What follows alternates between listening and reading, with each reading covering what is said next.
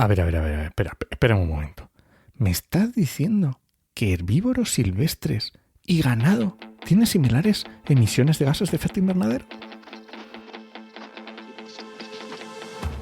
Comienza Actualidad y Empleo Ambiental, un podcast de Juan María Arenas y Enoc Martínez.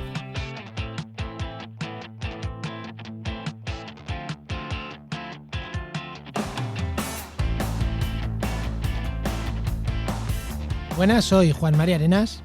Y aquí Enoc Martínez. Y este podcast cuenta con el patrocinio de GeoInnova.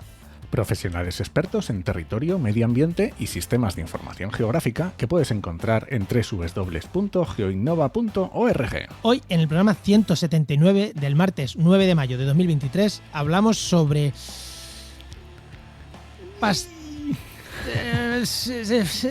pastos, gestión de los pastos, pero no solo ganadería, sino sistemas pastados también por animales silvestres. Bueno, es temas de estos que sabemos un poco lo que vamos a hablar, pero no sabemos exactamente lo que vamos a hablar, así que un poco donde nos lleve. Pero el tema va a girar en torno a eso.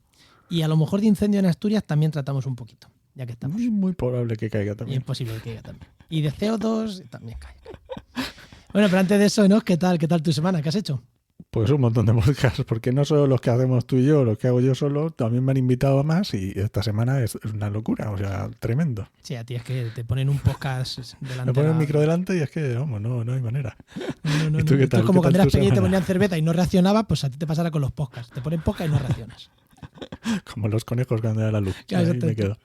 Bueno, ¿y tú qué tal? Pues mira, tu semana? nosotros, aparte de muchas cosas, 3 cosas voy a contar. Lo primero, que se ha incorporado una nueva chica a currar con nosotros, que en redes sociales es posible que la conozcáis, porque es Ara de Seguro. Biocaótico, que es un Seguro. perfil bastante, que se mueve bastante en mueve. tema de conservación y tal.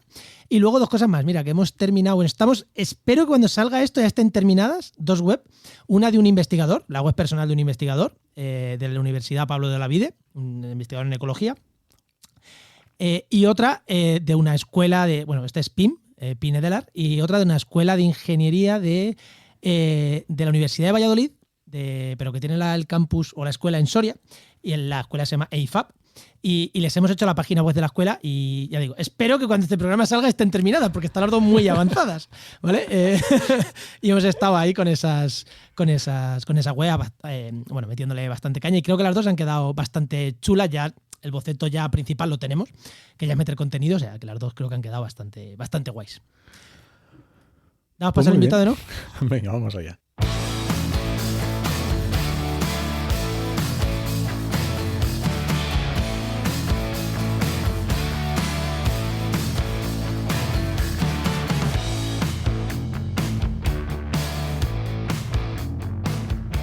Pues hoy tenemos con nosotros a Pablo Manzano, que es investigador del Iker Basque Fellow del Centro Vasco de Cambio Climático, BC3, que es como se conoce en el mundo de la investigación, el BC3, y está especializado en sostenibilidad de sistemas pastados, tanto por ganado como por animales silvestres. Muy buenas, Pablo, ¿qué tal? Muy ¿Qué buenas. tal? ¿Cómo estáis? ¿Cómo Que, estás? que Pablo ya ¿Cuánto estuvo tiempo? por aquí hace 90 programas. Que se En dice- marzo de 2021. Sí, cuando estaba en la Universidad de Helsinki. Exactamente. Efectivamente. Que ahora ya te has acercado más para acá, más para España. Allí estabas como colaborador del BC3, lo teníamos ya apuntado, y ahora es al revés, ahora estás como colaborador, ¿no? de la de Helsinki. Eso es, estoy de investigador visitante ahí, con el grupo con el que estábamos. Vale, Muy pues No hay que ahora- dejar escapar la gente que trabaja bien, eso siempre hay que mantener el vínculo. Eso está, sí. Bueno, y no te voy a hacer la pregunta porque ya te la hice hace un par de añitos, entonces te voy a hacer para los que repiten, la pregunta es que ¿de qué te quieres jubilar? ¿O qué quieres hacer cuando te jubiles? Pues yo me quiero jubilar, como le pasa a muchos investigadores, me quiero jubilar de lo mismo y probablemente siga investigando cuando me jubile. Ahora bien, creo que para disfrutar de la investigación científica lo que hay que hacer es innovar dentro de lo que haces. Y a mí me gusta mucho innovar, me gusta mucho meterme en charcos nuevos y los charcos ajenos acabar haciendo los propios. Entonces, bueno, yo al final hago investigación bastante multidisciplinar y hace un par de semanas estaba escribiendo unas cosas sobre antropología dura, ¿no? Antropología eh, digamos, de caracterización de poblaciones pastoriles en América Latina con una colaboradora italiana. Y a la vez, bueno, pues también estamos planteando, por ejemplo, con la gente de Helsinki, hacer un modelo de cómo funciona el pastado en ecosistemas respecto a la perturbación, a la productividad, incorporando la movilidad de los herbívoros, ¿no? Que es ecología teórica pura y dura. Entonces, entre una cosa y otra, pues al final estás entretenido y te renuevas, que es lo que desde luego a mí más me gusta. Así que dentro de lo que hago, me gustaría seguirlo haciendo, pero siguiendo innovando, desde luego. Eso no lo quiero cambiar.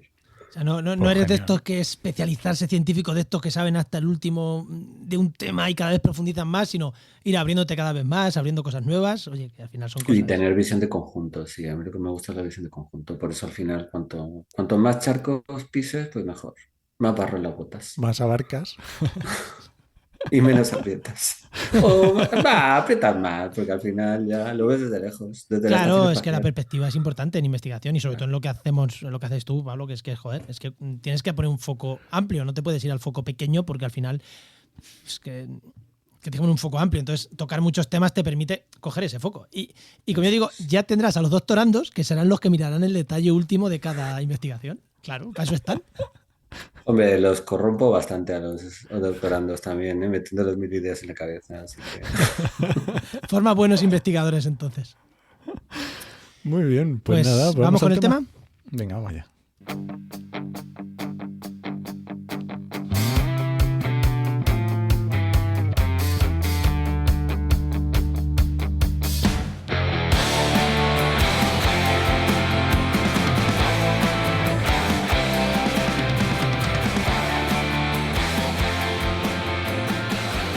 Hace unas semanas vimos cómo Asturias ardía. Y, Asturias arde. Pero es que lo más llamativo es que veíamos a ganaderos decir en la tele pública, le hemos pegado fuego nosotros. Así, tal cual. Tal cual. O sea, no se escondía.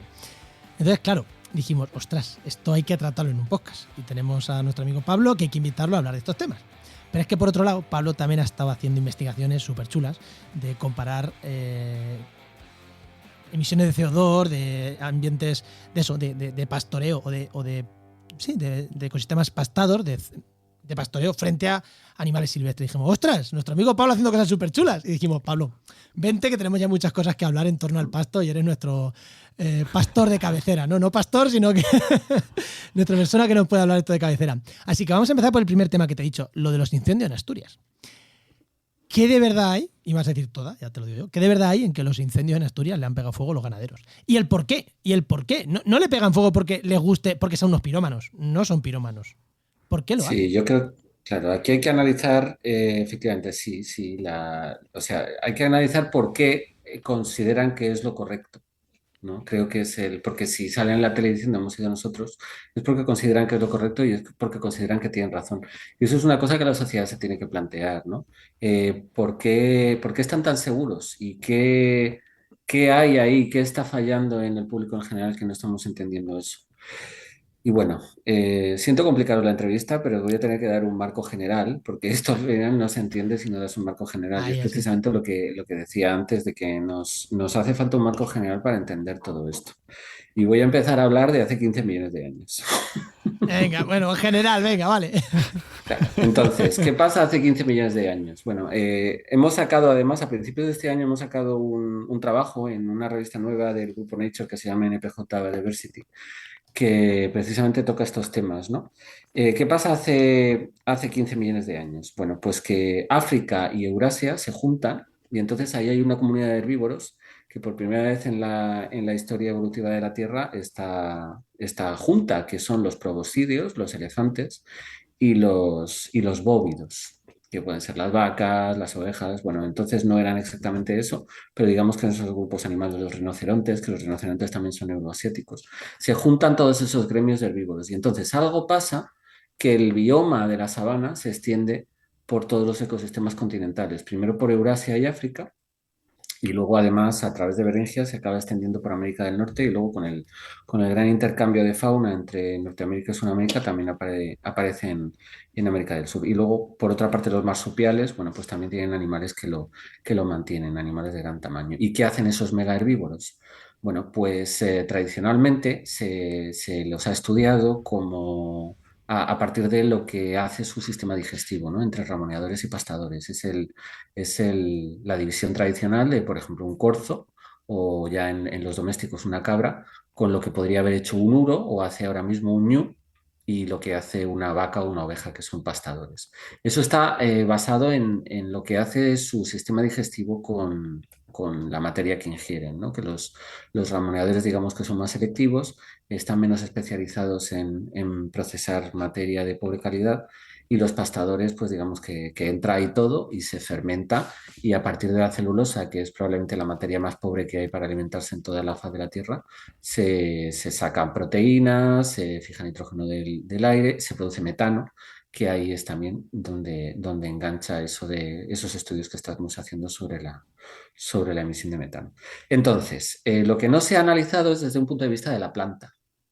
Y eso es algo que, bueno, que nos estamos metiendo en ello. Yo ahora voy a elaborar un artículo invitado en la revista Animal sobre estos temas, que saldrá supongo que como en un año, una cosa así, donde precisamente lo que pretendemos, lo voy a firmar con Marc Cabeza de la Universidad de Helsinki, y lo que pretendemos es precisamente destacar que no hemos estado viendo cómo son los tipos funcionales de herbívoros desde el punto de vista de la planta, qué le hacen a las plantas. Entonces los ramoneadores, bueno, pues pastan de una determinada manera, los pastadores pastan de otra determinada manera y de hecho eso se nota, por ejemplo, en los síndromes morfológicos de los árboles en la sabana africana, pero nos hemos dejado un tipo funcional que no se expresa en los estómagos, que son los desbrozadores o tree walkers que hemos bautizado en inglés, que sería lo que hace un elefante, ¿no? Los elefantes tiran árboles constantemente por multitud de razones, son animales muy inteligentes, entonces no hay una razón principal.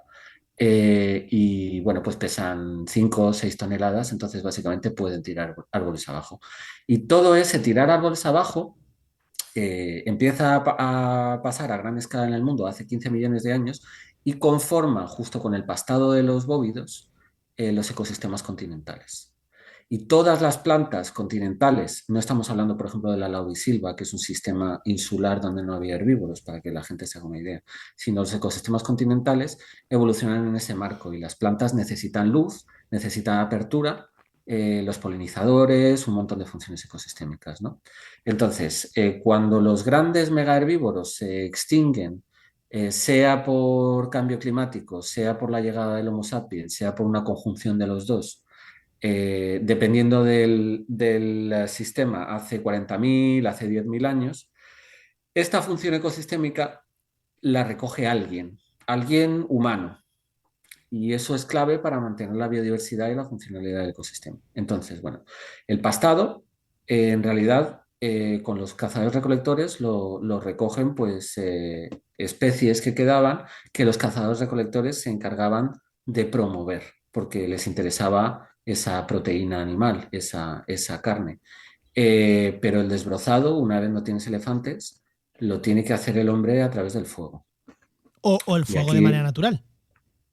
o el fuego de manera natural. Lo que pasa es que el fuego de manera natural, ahora entraré en eso, porque el fuego de manera natural en un sistema cuaternario, en un sistema de bosque cuaternario, eh, digamos que evolucionado bajo una presión de herbívoros fuerte, es una cosa un poco rara, ¿no? Porque vas a tener fuegos excepcionalmente, no vas a tener tantos fuegos constantes, entonces se te va a acumular muchísima biomasa y esos fuegos van a suceder de forma bastante catastrófica. Es decir, van a ser esos incendios de quinta y sexta generación que te están hablando colectivos de herbívoros, que te está hablando la Fundación Pau Costa, que te está hablando Ramas del FOC y otras organizaciones en Estados Unidos, en Australia, que son resulta de acumular un nivel de biomasa que no es natural para el cuaternario. Y además es porque todo el gremio de árboles ha cambiado. Ahora mismo los árboles que dominan los sistemas continentales son árboles de sabana, no son árboles de bosque, salvo por supuesto en zonas de pluvisilva, ¿vale? No estoy hablando de la cuenca del Congo o no estoy hablando pues de los digamos,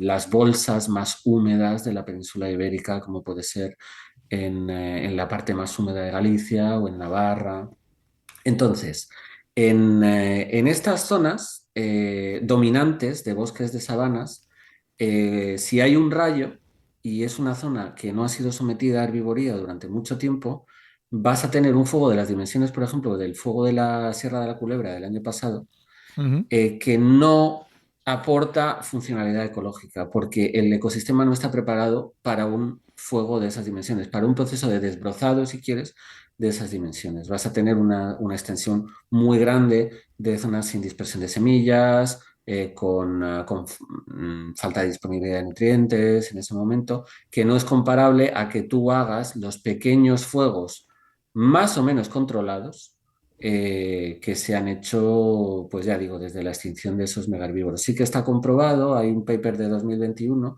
que la extinción de los megaherbívoros lleva a un aumento de los fuegos. O sea que esa relación entre el consumo de biomasa, si no es por el herbívoro, es por el fuego, está Ujú. establecida, ¿no? Y además es algo que también se ha visto en la sabana. Pero si se hace a una escala pequeña, tiene una funcionalidad ecológica mayor que si Sí, que se se arrasa una hace esperando a superficie. que caiga un rayo, Entonces, efectivamente. eh, Entonces, los pastores son conscientes de esto.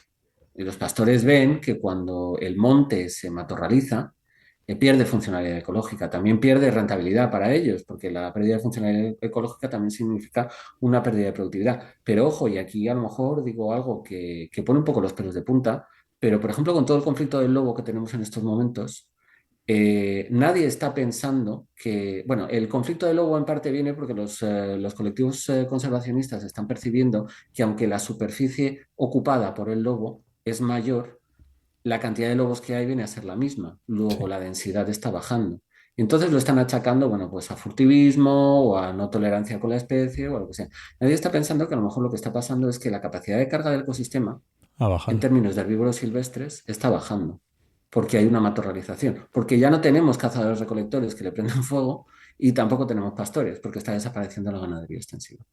Dicho lo cual, ya que hablábamos de Asturias, es verdad que estos fuegos en concreto pues fueron una macarrada, porque se hicieron fuegos supuestamente controlados en un momento de viento sur, De viento sur, que sí. por el efecto Foehn en la cordillera Cantábrica, vamos, yo que vivo en Bilbao, cuando hay hace Foehn esto parece Sevilla.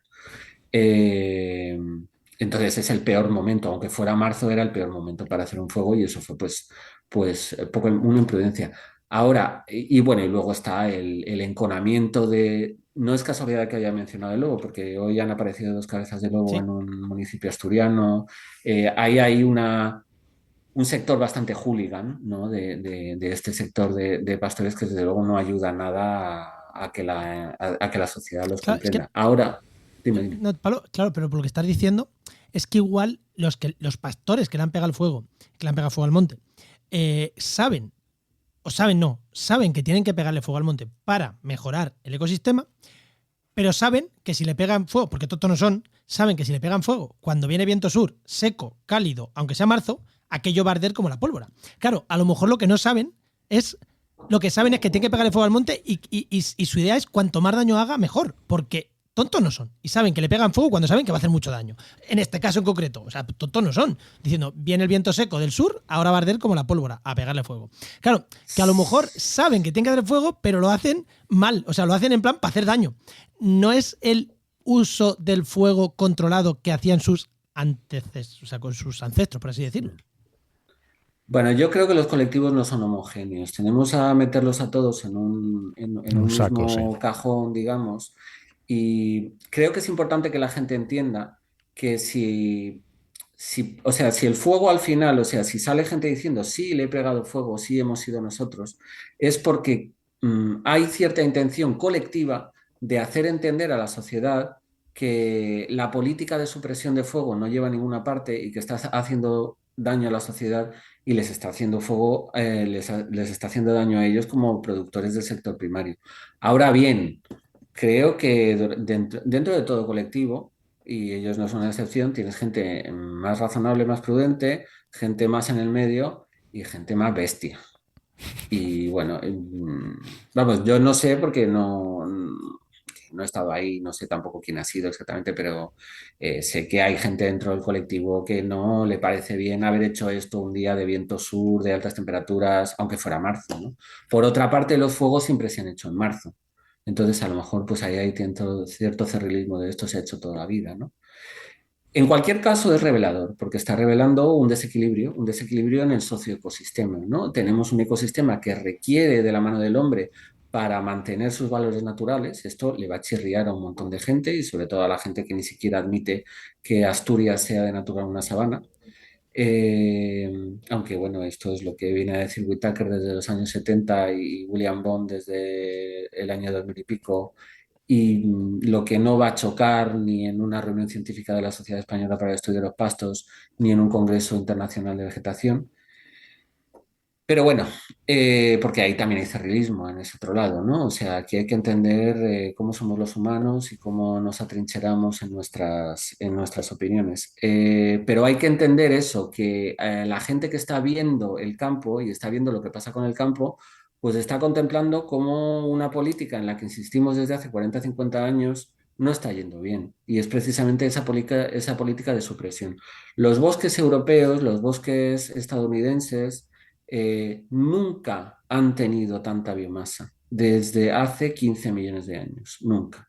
Porque primero había proboscideos y luego había Cuando cazadores-recolectores dices que prendían proboscidios, fuego. estamos diciendo elefantes. Elefantes, Sí, estoy diciendo elefantes, Elefante, brontotéridos, mastodontes, mastodontes, sí. eso. Mamut, mamuts, sí, sí, pero sí. sí. Sí, elefantes, sí. Mamut, elefantes y esta gente. Elefantioides, cosas que parecen un elefante, ¿no? Eh, Gallifantes y elefantes. Bueno, pues teníamos desbrozadores, ¿no? Teníamos desbrozadores biológicos y luego hemos tenido desbrozadores mediados por la mano humana, que es básicamente los fuegos controlados. Y es ahora, desde esas campañas de todos contra el fuego, de criminalizar esos fuegos no controlados, de suprimir, en resumen. La gente que trabaja con fuego habla de una política de supresión de fuego y no de gestión del fuego. ¿Y se une Y también a esto el declive de la ganadería extensiva? por supuesto, indudablemente, porque la ganadería extensiva era la ganadería extensiva del pastado. El El pastado en pastado. general es una forma de consumir biomasa. Julie García Pausas y William Bond también tienen un artículo de 2020 en Trends in Ecology and Evolution muy interesante de cómo definen los tres grandes caminos para degradar la biomasa en ecosistemas terrestres, que son la pudrición, el fuego y la herbivoría. Y el fuego y la herbivoría son consumidores rápidos que mencionan, ¿no? Que al final te da igual quemarlo bueno, pues con llama o en el rumen de un herbívoro o en el estómago de una termita. Eso, un detalle, un detalle que voy a dar. Has hablado de pastoreo. No olvidemos, cuando hablamos de pastoreo, no está hablando Pablo solo de ganado. Estamos hablando de cabañeros, que fijaros cómo está de biomasa, que está arrasado, os quiero decir, que tiene muy pocos árboles y muy. En cabañeros un incendio no va a producir muchos daños. Y ahí no hay pasto, ahí lo que hay muchísimo ciervo, muchísimo. Claro. No hay pastoreo, pero sí hay pastado. Exactamente, Quilicua. eso es lo que quería decir, ¿no? Porque igual alguien que nos esté escuchando, claro, yo estaba hablando contigo antes del programa y digo, que quede claro por si acaso queda duda. Pastoreo no es solo el ganado.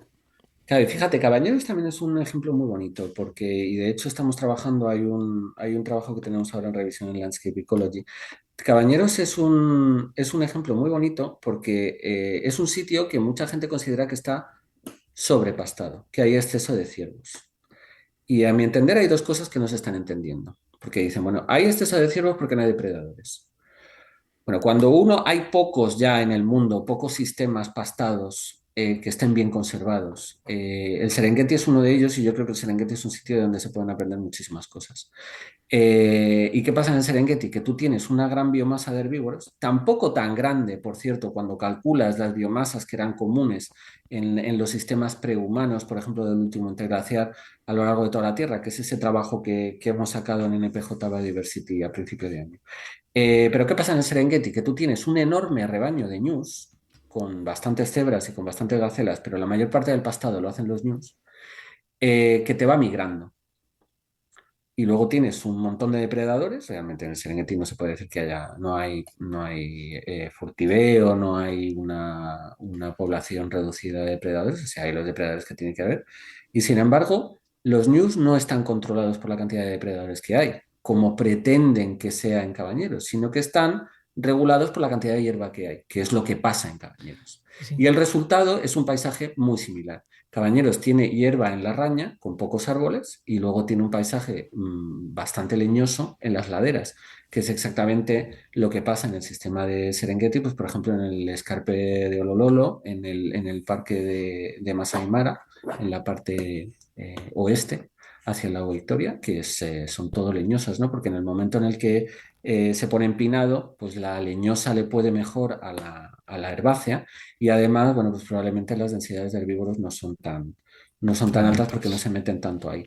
Y además, por cierto, otra cosa curiosa que pasa en el Masai Mara, que es que podríamos pensar que los elefantes, como son más grandes, desplazan a los ñus. Pues no. Cuando llegan los ñus, los elefantes se van.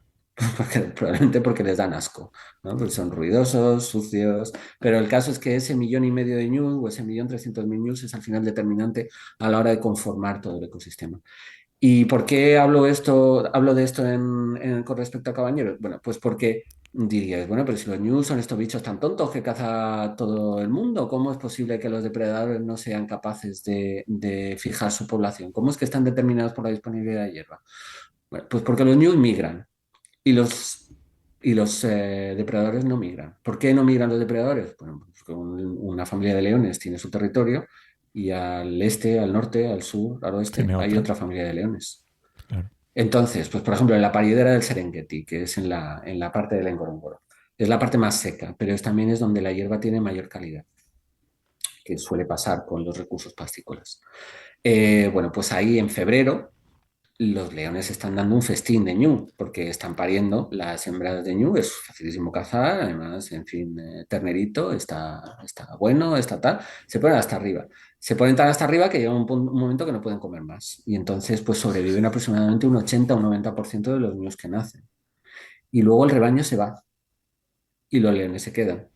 Entonces, obviamente, la población de leones está determinada no por los ñus que hay en febrero, sino por los ñus y otras presas que hay en julio, que es cuando menos hay, porque los leones tienen que sobrevivir ahí todo el año. Eso es lo que la gente no está entendiendo con Cabañeros. Cabañeros al final tiene un nivel de herbivoría bastante sano. Ahora, ¿qué pasa?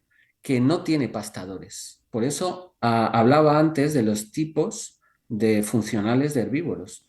En Europa ya no tenemos pastadores naturales, ya no tenemos uros, ya no tenemos tarpanes, ya no tenemos encebros, que eran équidos y bóvidos que tenían un comportamiento pastador. Que serían como las cebras y los ñus que vivían en Europa. Efectivamente, exactamente. Entonces, ese rol lo ha ocupado completamente la ganadería extensiva. La ganadería. Y además, bueno, pues la ganadería trashumante, que es la que se mueve como los ñus, ¿no? O bueno, manejos más regenerativos si quieres, pero eso al final es una adaptación cuando ya no te puedes mover tanto. Entonces, es eso lo que te está dando la funcionalidad ecológica. Y además, bueno, pues este enero también estuve de curso con la Universidad de Helsinki allí, con Marc Cabeza, que es una cabeza absolutamente brillante, valga la redundancia con su apellido. Y estuvimos pensando en la sabana, sobre todo en el centro de Kenia, donde no hay ñus, pero que tiene una historia de pastoreo bastante antigua. Y estábamos viendo las diferencias entre zonas reservadas a la conservación que no tienen ganado y zonas utilizadas por los pastores donde sí tienen ganado. Y el cambio funcional de árboles es bastante llamativo. ¿Por qué? Porque en las zonas donde no hay ganado, como allí la comunidad de pastadores no es tan rica como en el Masai Mara, porque no tienes un ñu migratorio y tal, pues al final te predominan síndromes de árboles que tienen pinta de aguantar mucho mejor el ramoneo que el pastoreo. Es decir, la típica acacia africana, la acacia tortilis, así aparasolada, eso es un árbol claramente moldeado por el pastado, no por el ramoneo. Y en zonas donde tienes más ramoneadores, tienes unos síndromes mucho más espinosos, una forma mucho menos aparasolada, mucho más como de pelota de espinas, en las mismas acacias, ¿no? Que tienen mucha diversidad. Y todo eso, pues te está dando una idea de dónde está esa funcionalidad de la herbivoría, donde realmente todavía no hemos sido capaces de entrar.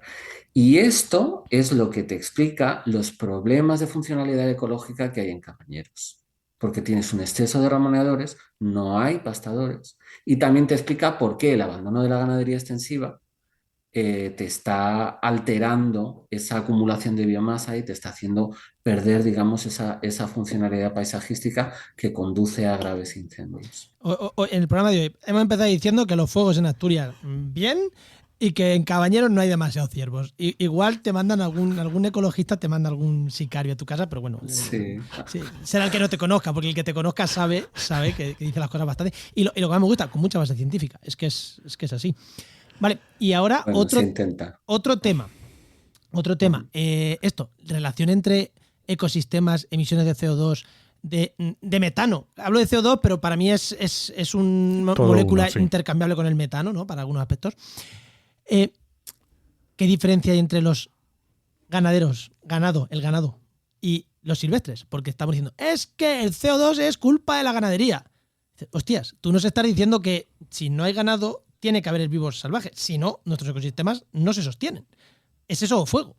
Claro, ostras, ¿qué diferencia hay entre una cosa y otra? ¿Es verdad que ese ganado que produce tanto metano, tanto CO2, por así decirlo? Pues claro, pues ahí está el tema, los CO2 equivalentes, si quieres decir CO2 equivalentes, que ahí entra el metano, entra el Sí. óxido nitroso y todo esto, al final, para mí la forma de analizarlo es exactamente la misma que os he contado para el otro tema, para el tema de los incendios de Asturias y para Cabañeros y para todo eso, que es entender que la herbivoría es un proceso natural de los ecosistemas a partir de la mitad del Mioceno para Para adelante, es acá. decir, de ese momento en el que se juntan las masas continentales africanas y eurasiáticas. Entonces, cuando entiendes eso, pues tienes que empezar a atribuir qué parte de esa emisión de metano, qué parte de esa emisión de CO2 equivalente pertenece a un pastado y a una fermentación de la celulosa que es natural, que pertenece a la ecosfera en nomenclatura de la gente que hace análisis de ciclo de vida, y qué parte pertenece a la tecnosfera, es decir, qué parte es antropogénica, ¿no?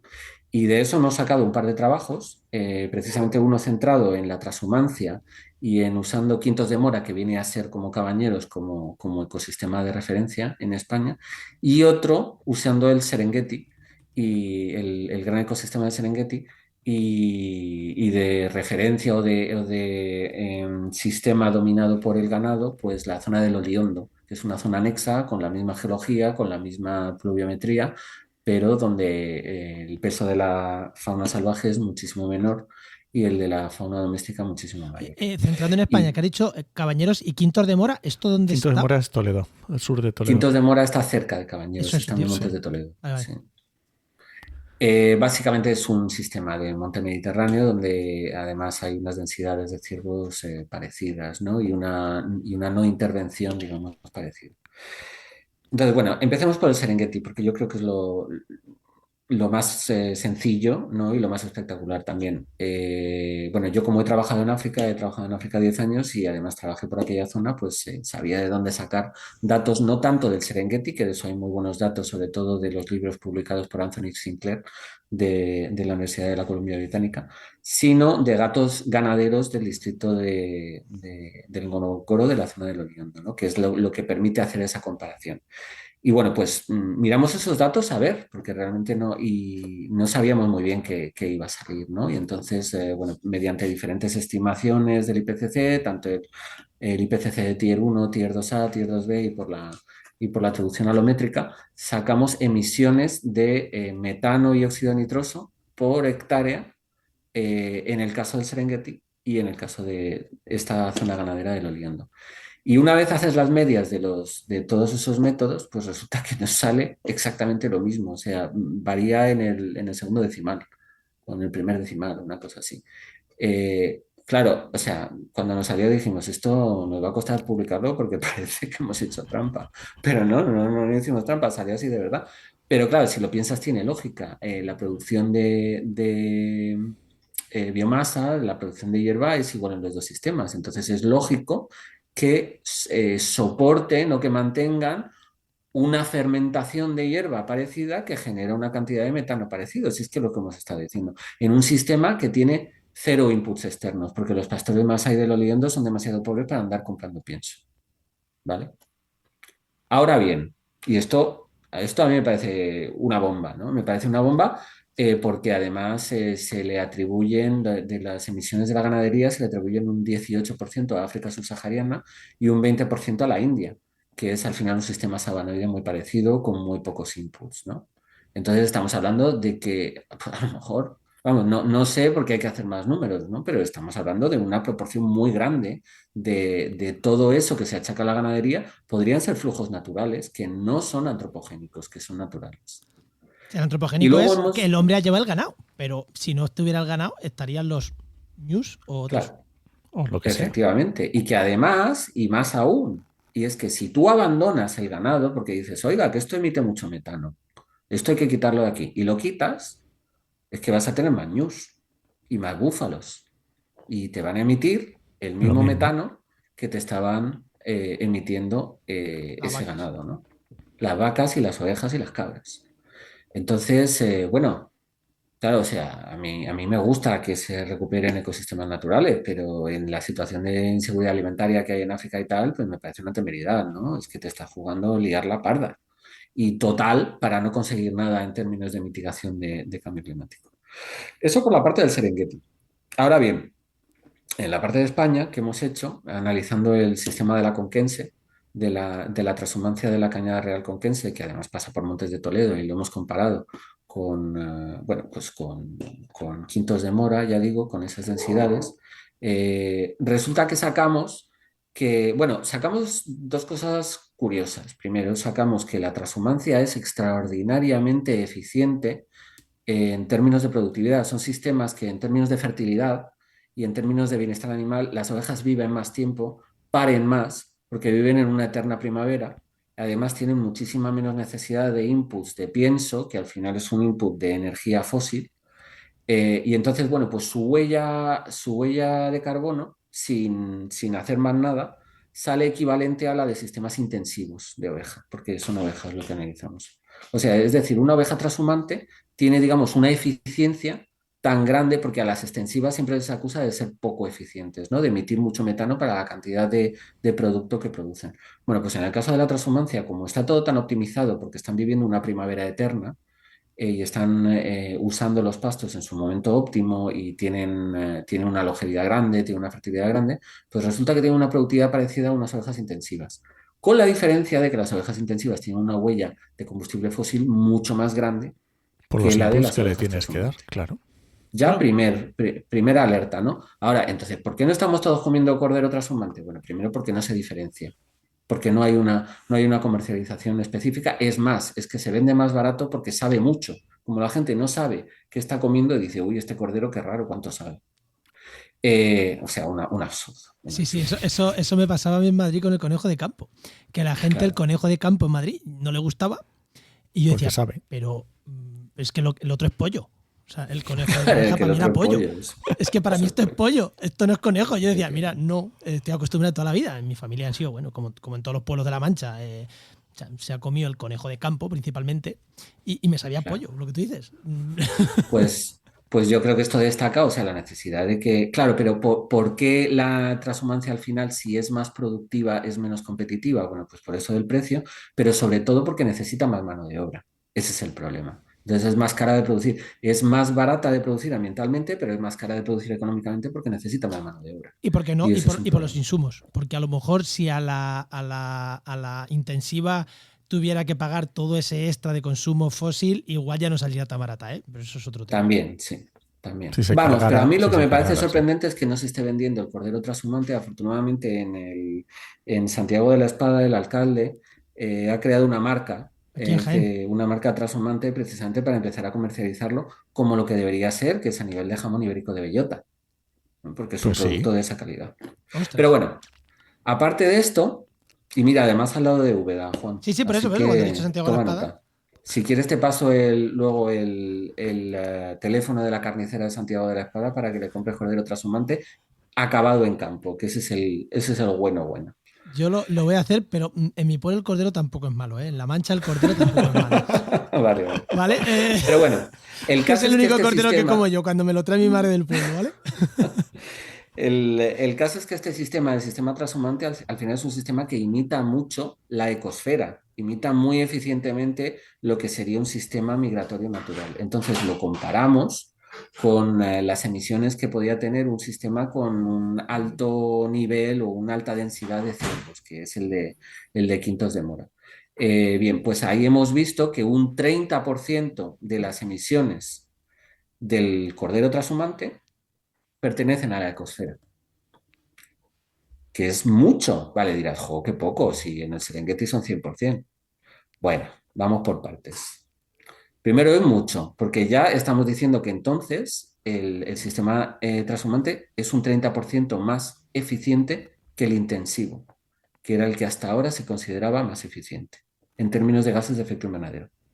Pero es que además no olvidéis que los sistemas de Montes de Toledo con alta densidad de ciervos son sistemas amputados que probablemente tengan una densidad menor de herbívoros de la que deberían, porque le faltan los pastadores. Le faltan los pastadores, que hemos dicho antes. Y al faltar los pastadores le falta de biomasa. Y además, precisamente, los pastadores emiten más metano que los ramoneadores. Pero es que además, una cosa que se ha visto es que esta matorralización y este aumento de la biomasa en general no se contiene ni con ganado ni con herbívoros silvestres del tipo de ciervo, corzo, jabalí, etcétera, y que tú necesitas, o sea, lo que haces es ralentizar la matorralización, pero no la frenas. Para frenarla necesitas procesos de desbrozado. ¿Necesitas elefantes o Ojo. necesitas fuego? Bien, entonces dices, bueno, pero a lo mejor el fuego es más eficiente que los herbívoros, ¿no? Que bueno, eso es un iluminado en la fama, me lo dijo cuando empecé a plantear todo esto en 2011, y dice, bueno, pues puedes prenderle fuego a los pastizales, y claro, millones de hectáreas. Pero bueno, aparte de eso, aparte de esa chorrada, es que hay otro punto, y es que en los fuegos se emite metano. No se emite tanto como en el estómago de un herbívoro, pero se emite metano. Y hay otra vuelta de tuerca más que tenemos que analizar, y es que el metano se convierte en CO2 cuando se combina con el ion hidroxilo de la atmósfera. Pero resulta que el monóxido de carbono compite muy eficientemente por ese ion hidroxilo. Es decir, que cuando hay mucho metano, cuando hay mucho monóxido de carbono, el metano no se oxida, porque el monóxido de carbono le quita el hidroxilo al metano, entonces el metano no se oxida. Por eso en los mapas de emisión de metano de la NASA, las grandes zonas de emisión de metano no son las grandes zonas ganaderas, sino que son las grandes zonas industriales. Porque como se emite tanto monóxido de carbono, pues el metano no se oxida. ¿Qué pasa en un incendio? Que se emite muchísimo monóxido de carbono.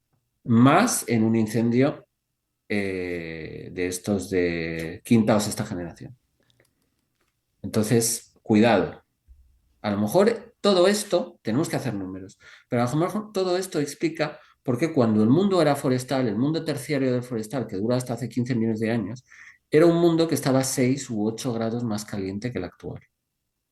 Entonces, súmale, pues esto que estoy diciendo del ion hidroxilo, la competencia con el monóxido de carbono y el metano. Súmale el cambio de albedo de la vegetación, que los bosques son mucho más oscuros que los pastizales. Súmale que probablemente en los pastizales boreales hay trampas de carbono que no operan a la velocidad que nos gustaría para mitigar el cambio climático, pero que sí que operan a lo largo de millones de años, que podrían haber enfriado el clima paulatinamente, ¿no? Estos Paulatinamente. son hipótesis que desde luego merece la pena analizar porque tiene mucho potencial, ¿no? De la parte boreal, hablamos en un podcast con Iñaki Abellá, con el tema de los mamuts y demás. En Oikos, no fue en Actualidad Implementada, fue en otro de mis podcasts, en mi podcast Oikos, por si lo vamos a dejar terminar del programa, pues si alguien quiere, se ha quedado como diciendo, ¿cómo? ¿Cómo que? Pues ahí Pues hablamos un poco sí, de déjalo porque es un temazo. O sea, lo que contó Iñaki sobre los Timov en Siberia, eso Sí, es un temazo. Porque además, bueno, esa es otra, también eso lo tocábamos en este trabajo que hemos sacado en NPJ Biodiversity, sobre los niveles naturales de herbívoros, que probablemente la taiga es un sistema de sabana boreal que está absolutamente matorralizado. Claro, si ya he tocado las narices con lo de los fuegos y con lo de Cabañeros, pues ahora decir que la taiga es un sistema matorralizado, pues me van a mandar un sobre de Antrax.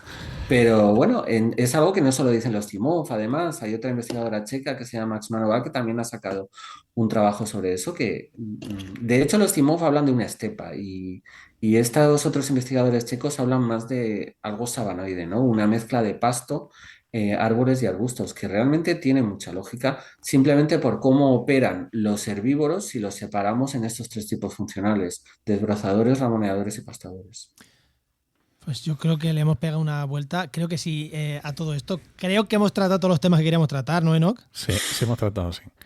Y además hemos dejado muchas píldoras que hay que digerir y hay que tener en cuenta las implicaciones que conllevan.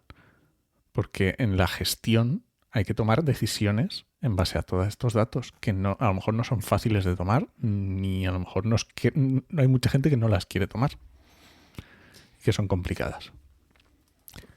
Pablo, momento spam, como le llamamos, algo que nos quieras recomendar, algo que nos quiera, porque todos estos temas que hemos dejado en el aire, oye, escribirnos que si tenemos que profundizar, profundizamos, no os preocupéis que profundizamos.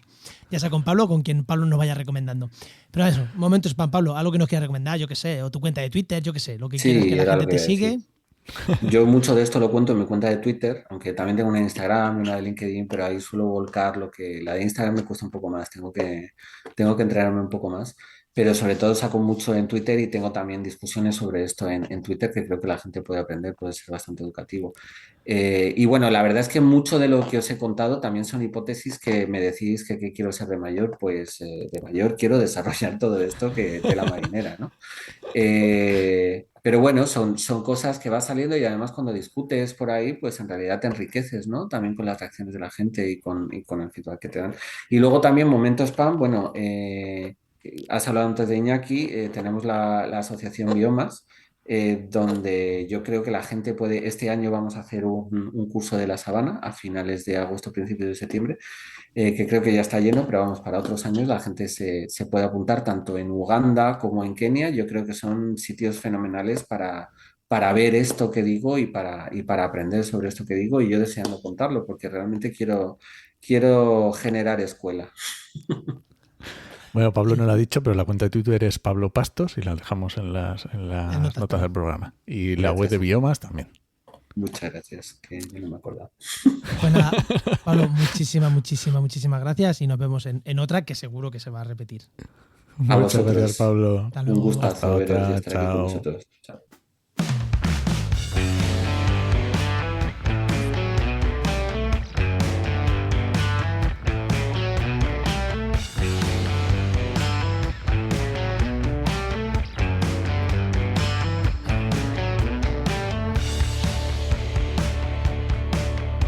Venga, y seguimos con el programa, pero como siempre, antes de acabar, tenemos aquí al director de Genova, nuestro amigo Luis Quesada. Muy buenas, Luis, ¿qué tal?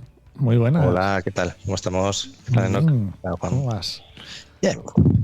Muy bien. Bueno, el último día estuvimos hablando de temas de formación, de cómo lo gestionáis, y tocamos un tema muy interesante, que son los cursos avanzados. Y Juan creo que tenía una pregunta ahí preparada que se la dejó guardada. La dejé yo ahí pendiente, que es cuando alguien se mete un curso avanzado, no le pedís requisitos, en plan que tenga que entregaros que ha hecho cursos ni que ha hecho nada. En principio no hay que os tengan que mandar un certificado de algo, pero ¿le recomendáis algo o miráis algo o hasta gente le contactéis y decís, oye, es algo avanzado, no has hecho con nosotros ninguno básico, o lo dejáis un poco? ¿Cómo afrontáis esa... cuando alguien se matricula de nuevo a ser un avanzado, ¿cómo afrontáis esa labor de acoger al nuevo alumno? Bueno, efectivamente antes sí que pedíamos confirmación, ¿no? De certificados previos, etcétera, pero bueno, nos encontramos muchas veces que aunque nos daban certificados de otros cursos, pues llegaban a los cursos avanzados y teníamos problemas, ¿vale? Claro, porque cada uno habrá hecho la formación que habrá hecho en su año. Sí, y los cursos, pues bueno, son los cursos que al final tomamos la decisión que nosotros respondíamos única y exclusivamente de nuestra formación. aunque podemos tener mejores o peores opiniones dependiendo de la entidad que haya avalado los cursos que ha hecho la otra persona, ¿vale? Pero evidentemente solo, digamos, tomamos en consideración aquellos cursos que nosotros hemos hecho, ¿no? O que han hecho con nosotros. Dicho eso, respondiendo a tu pregunta, Juan, cuando alguien viene que directamente se matricula o que quiere matricularse, siempre se le pregunta, evidentemente. Creo que esto también hablamos la semana pasada, siempre se le pregunta qué formación ha tenido previa, ¿vale? Esto cambia un poco con el tema de la formación cuando viene por empresa, ¿vale? Porque muchas veces pues te vienen grupos de 10 y es bastante complicado y ellos tampoco van a saber, ¿sabes? Porque les viene que el departamento X quiere hacer este curso y les preguntas, bueno, ¿pero qué formación tienen? Y te dicen, muy heterogénea.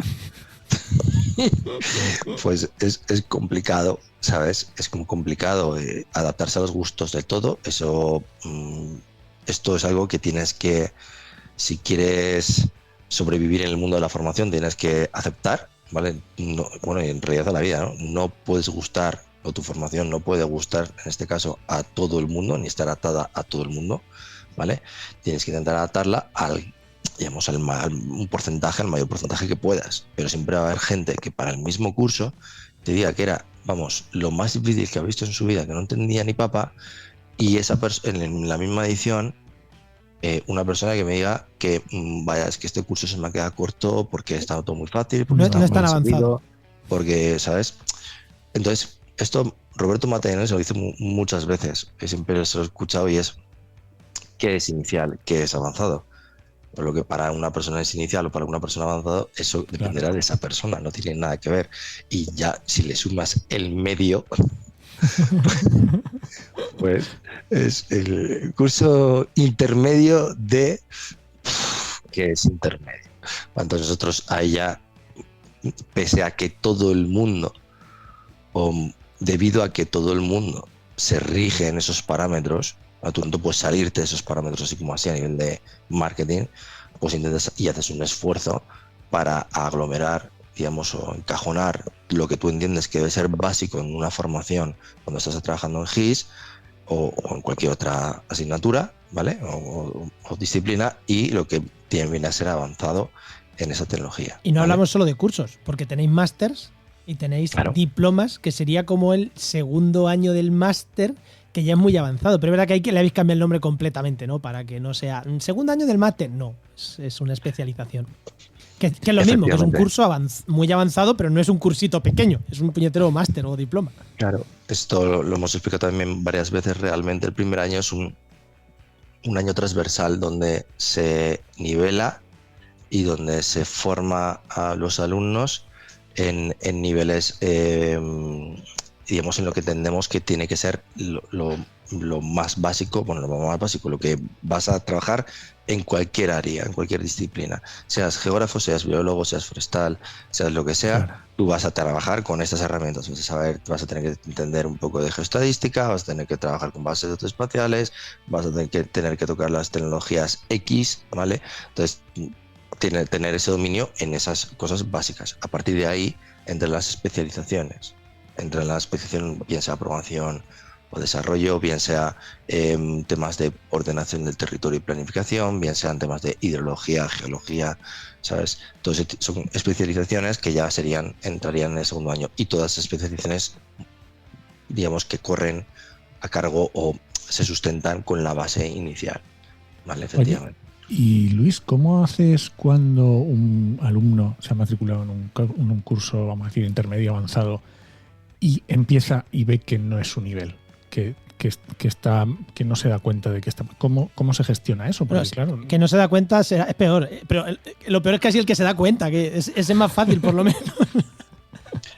Pues a ver, normalmente intentamos evitar eso con una asesoría inicial, ¿vale? Intentamos siempre evitarlo. Ese es el primer paso. La asesoría inicial nos ha salvado, yo creo, de muchos problemas, ¿vale?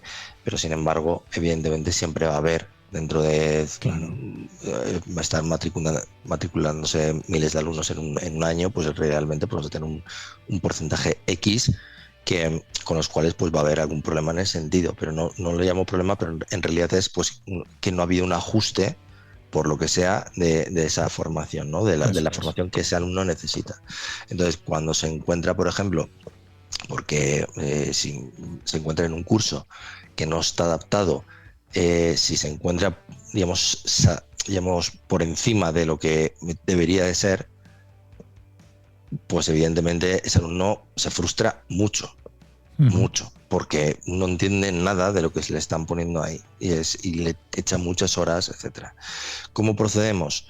Bueno, pues evidentemente cuando detectamos que ese alumno tiene ciertos problemas, de forma indirecta vamos proponiendo, vamos viendo si no es momento de decirle, mira, no te preocupes, cerramos aquí esta formación y te damos la posibilidad de incorporarte en un curso de introducción. De tu nivel. Vale, de tu nivel. Pero esto es lo mismo para la gente que se le queda abajo. Es decir, pues mira, pues todo esto ya sabías. Pues bueno, pues mira, ¿cómo podemos solucionarte? ¿Qué puedo hacer? ¿Que te interesa a lo mejor pasarte a esta parte de bases de datos espaciales? ¿En qué quieres enfocar tu carrera? Entonces, es decir, vamos viendo en el sentido qué es lo que necesita y a partir de ahí, pues ya le proponemos, ¿no? Intentamos siempre solucionarlo de la mejor forma posible. Si bien es cierto, bueno, pues que hay otras veces pues, que no se puede solucionar por lo que sea. Como de 80 cursos es fácil dirigir de un lado para otro. Sí. A ver, siempre hay alguna acción libre y bueno, aquí al final, bueno, nos gusta pues que toda la gente que esté formándose en GEINNOVA esté a gusto, se esté formando, digamos, disfrutando de la formación y que realmente, bueno, pues que sienta que ha aprendido algo y que lo pueda utilizar después en su labor profesional, que es lo más importante. Pues oye, pues muy bien, Luis. Yo creo que esa parte es muy, muy importante. Sí. Bueno, Luis. Pues muchas gracias. Muchísimas gracias, como siempre. Hasta luego. Gracias. Hasta la semana que viene. Venga, hasta luego. Pues recuerda que esta sección te llega gracias a nuestro patrocinador, a GeoInnova, Profesionales expertos en territorio, medio ambiente y sistemas de información geográfica, que puedes encontrar en www.geoinnova.org.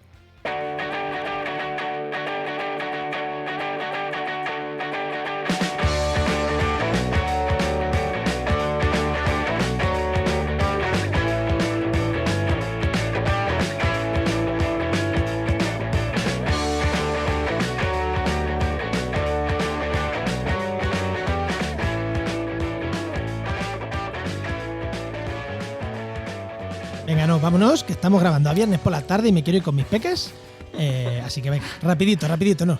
y además de puente nos vamos.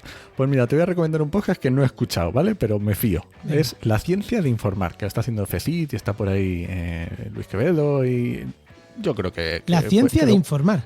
Sí, yo creo que puedo recomendar sin haberlo escuchado. Vale, ¿Te parece? Pues, es que creo que ese es el que te dije el otro día que... Ah, sí, que no te acordabas. No, que no lo quise decir porque no había escuchado. Creo que es ese. Bueno, pues ya lo escucharemos. Ya lo escucharemos. Venga, vámonos. Lo tengo pendiente. Creo que es ese. Vale.